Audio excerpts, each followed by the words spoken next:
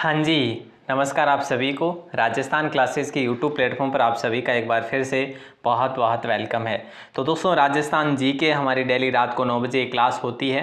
दोस्तों, आज लाइट के अभाव में मैं आपको आज की क्लास प्रोवाइड करवा रहा हूँ, तो ये जल्दबाजी में भी रहेगी और ये क्लास कहीं ना कहीं शॉर्ट भी होने वाली है आप सभी के लिए। तो पीटीटी और बीएसटीसी एग्ज़ाम के लिए बहुत ही इंपॉर्टेंट ये राजस्थान जीके और भी अन्य भर्ती परीक्षाओं के लिए भी आप तैयारी कर सकते हैं। हमारे साथ जुड़े रहिएगा दोस्तों। पीटीटी का फुल कोर्स आपको वेबसाइट पर मिल जाएगा। गूगल पर आपको जाकर टाइप करना है राजस्थान क्लासेस।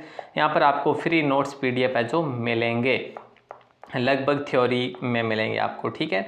और प्ले स्टोर से आप अगर एमसीक्यूज नोट्स डाउनलोड करना चाहो तो भी कर सकते हैं। यहाँ पर 49 रुपीज़ आपसे चार्ज लिया जा रहा है।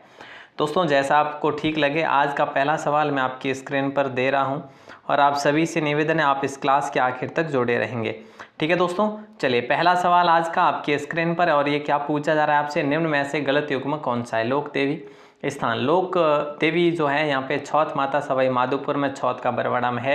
बदाना माता कोटा में है दोस्तों। घेवर माता का मंदिर जो है राजसमंद में है, लेकिन पीपाड़ माता का मंदिर उदयपुर में नहीं है। अब आपका सवाल ये भी तो रह सकता है ना कि सर पीपाड़ माता का मंदिर आखिर है तो है कहाँ पर।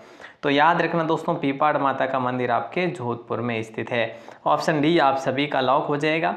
अगला सवाल है, इनमें से असुमेलित चुनना है आपको। अभिलेख और शासक दे रखा है। सुंडा पर्वत अभिलेख चाचिंग देव के समय का है।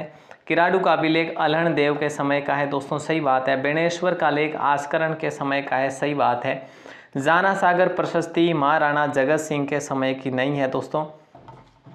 तो आपका आखिर ये भी सवाल रहेगा कि सर किसके समय की है। तो अगर ऐसा सवाल दोस्तों आपसे कर लिया जाता है तो आप कहेंगे सर ये है राज सिंह के समय में, समय की। किसके समय की? राज सिंह के समय की है, ठीक है। ऑप्शन डी आपका लॉक हो जाएगा। अच्छा सवाल था। अगला सवाल है, निम्न में से घन वाद्य नहीं, इनमें से कौन सा जो है घन वाद्य नहीं है।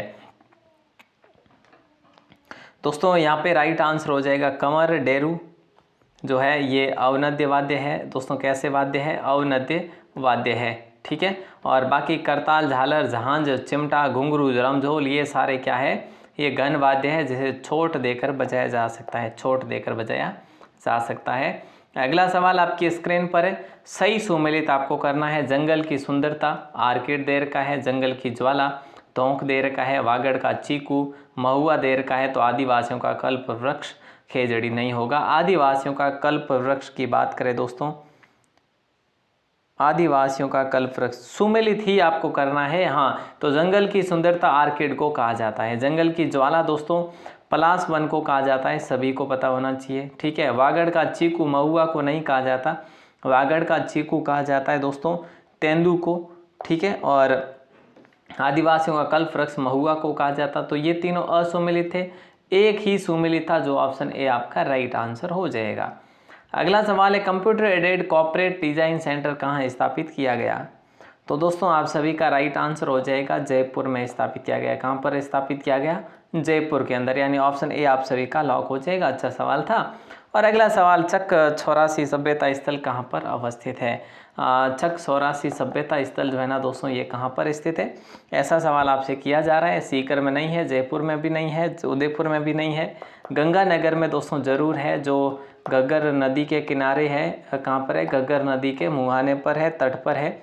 और यहीं पर तरखान वाला भी है दोस्तों।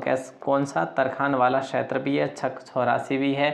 तो अगला सवाल भी आपकी स्क्रीन पर आ चुका है। देखिए, कौन सी पर्वत चोटी जो है सिरोही में नहीं है। मानगांव दोस्तों सिरोही में है। आप कहेंगे सर हाँ ठीक है, जिसकी ऊंचाई 923 मीटर है।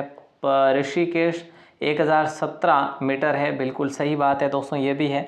लेकिन एक चीज़ याद रखना, ऋषभदेव जो है ना, ऋषभदेव वो आपका उदयपुर में, याद रखिएगा हमेशा। ऋषभदेव कहाँ पर है दोस्तों? ऋषभदेव उदयपुर में है।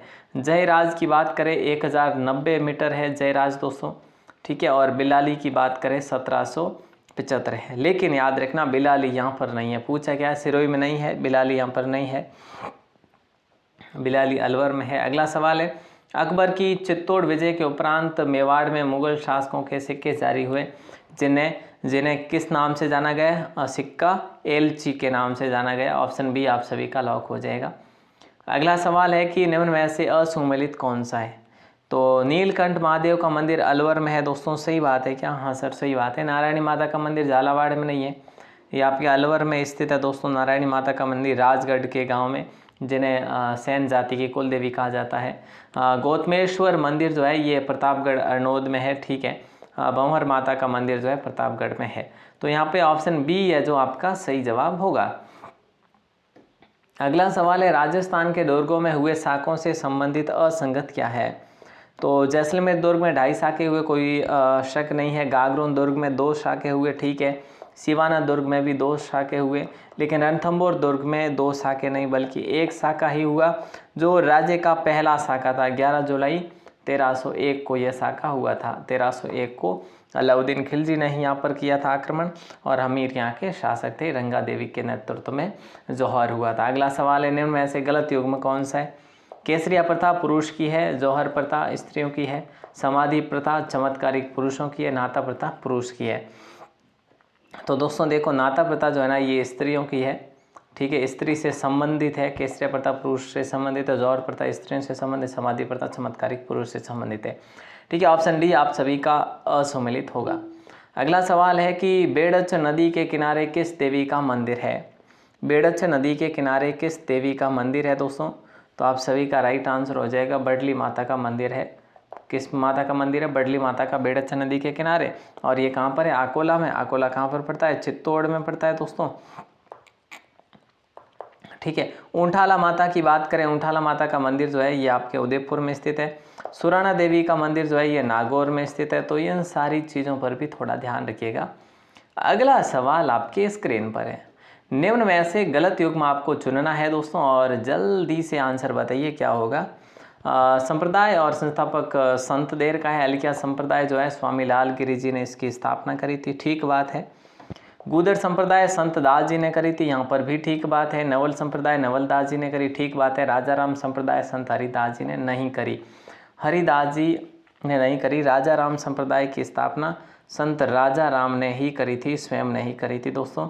आपने ऑप्शन डी को चुना है असम्मिलित के रूप में, बिल्कुल सही है। और इनका एक ही ध्येय था, इनका जो संदेश था पर्यावरण के लिए था, हरे वृक्षों को न काटे, यानी पर्यावरण बचाओ का इनका संदेश था। अगला सवाल है, निम्न में से सही सुमेलित आपको चुनना है दोस्तों। केसरबाग अभ्यारण्य धौलपुर में है, सही है। टॉडगढ़ रावली अभ्यारण्य ये आपके अजमेर में है, पाली में भी है। तो कहीं ना कहीं हम लोग कह सकते हैं राजसमंद तक ये विस्तृत है दोस्तों, ठीक है, ओके। और माउंट आबू अभ्यारण्य सिरोही में है, सही है। रामगढ़ अभ्यारण्य जो है बूंदी में, लेकिन ऑप्शन बी आप सभी का यहाँ पे लॉक हो जाएगा, ठीक है। अजमेर, पाली और राजसमंद में है, न कि उदयपुर में। अगला सवाल है कि वन अनुसंधान केंद्र से संबंधित गलत क्या है? वन अनुसंधान केंद्र से संबंधित गलत जो है ना वो क्या है? ग्रास फार्म नर्सरी जो है ये जयपुर में है। वन अनुसंधान फार्म गोविंदपुरा जयपुर में है। विश्व वानिकी वृक्ष उद्यान जो जालाना है ये भी जयपुर में। वन अनुसंधान फार्म बाकी जो है ना ये जयपुर में नहीं है। तो सर ये कहाँ पर? ये उदयपुर में है दोस्तों। बाकी जो है ना ये बाकी क्षेत्र उदयपुर में है।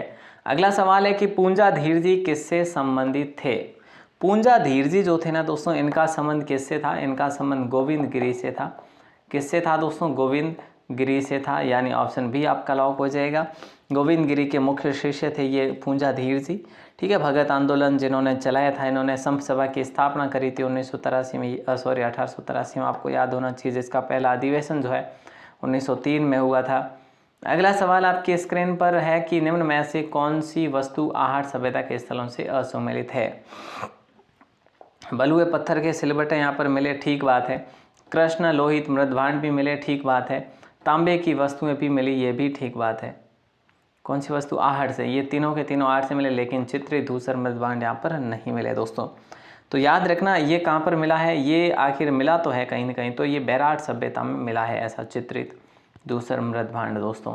अगला सवाल है, निम्न में से असुमेलित आपको चुनना है। मोती महल जोधपुर में देर का है, तो सही बात है, ठीक है। फूल महल जो है ये आपका जोधपुर में, ये भी सही बात है। फतेह महल अजमेर में नहीं है, फतेह महल आपका दोस्तों जोधपुर में है। फतेह प्रकाश महल चित्तौड़ में भी है। फतेह प्रकाश महल आपके जैसलमेर में भी है।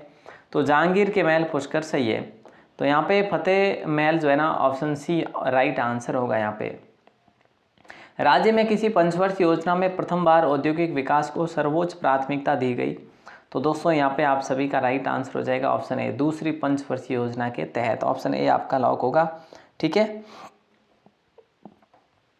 अगला सवाल है, खेमाराम और मोहनलाल किस कला के प्रसिद्ध कलाकार हैं? खेमाराम व मोहनलाल किस कला के प्रसिद्ध कलाकार हैं? दोस्तों ये सवाल आपको अभी एग्ज़ाम में भी पूछा गया था, हाल ही के जो रीट के हुए थे एग्ज़ाम। तो यहाँ पे राइट आंसर होगा टेराकोटा। ठीक है, जो मोहनलाल को राष्ट्रपति अवार्ड भी दिया गया है, वैसे आप सबको पता होना चाहिए। कागजी पॉटरी दोस्तों ये आपके थानागाजी अलवर की प्रसिद्ध है। ठीक है, अच्छा सवाल है। और अगला सवाल आपकी स्क्रीन पर है, मीनाकारी जयपुर की प्रसिद्ध है, ब्लू पॉटरी भी जयपुर की प्रसिद्ध है। तो अगला सवाल भी आपकी स्क्रीन पर है, जो ये भी बहुत प्रसिद्ध है, निम्न में से असुमेलित है। ईश्वर सिंह की छतरी जयपुर में है, ठीक बात है। मान सिंह प्रथम की छतरी जो है ना दोस्तों, ये आपके जयपुर में, ठीक बात है। गोपाल सिंह की छतरी जो है ना जयपुर में नहीं है, ये आपके करौली में है, याद रखना। कहाँ पर है दोस्तों?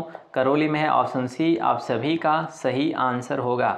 दोस्तों अगला सवाल है, 31 रुपया राजस्थान की कौन सी टकसाल में बनता है? तो 31 रुपया जो है ना, तो ये बनता था कुचामन की टकसाल में। कुचामन जो नागौर में पड़ता था, और 1838 के समय की बात है दोस्तों, याद रखना। अच्छा सवाल है। और लिस्ट मैं आपके सामने आज नहीं ला पाया, कल लेकर आऊँगा, कल की लिस्ट। लेकिन आज का आंसर ज़रूर बाहर कमेंट सेक्शन में इसका आंसर ज़रूर दे दीजिएगा दोस्तों। खैर इसको रहने दीजिए, इसको भी रहने दीजिए, इसको भी रहने दीजिए, इसको भी रहने दीजिए आप, तो है ना। बहुत आसान सा सवाल आपसे मैं पूछने वाला हूँ, बहुत आसान सा।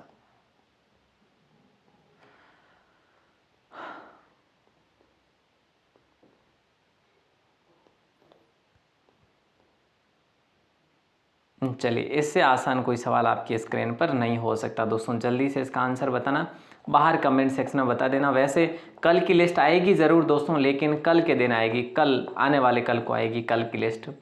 ठीक है, दुर्गा प्रसाद चौधरी को किस उपनाम से जाना जाता है? इनमें से आप लोग कमेंट करके बताएंगे, मैं आपके कमेंट का वेट करूंगा दोस्तों। और आप क्लास को शेयर ज़रूर करना। लाइट के अभाव में मैं आपको क्लास दे रहा हूं, और मैंने आपको बता दिया लाइट नहीं थी तो लिस्ट भी नहीं बन पाई। सो माफ़ी चाहता हूँ। आप सभी का दिल से बहुत बहुत शुक्रिया। ऐसे अपना सहयोग और विश्वास बनाए रखिएगा। पहली बार हो चैनल पर तो सब्सक्राइब ज़रूर करिएगा, है ना। बहुत बहुत धन्यवाद।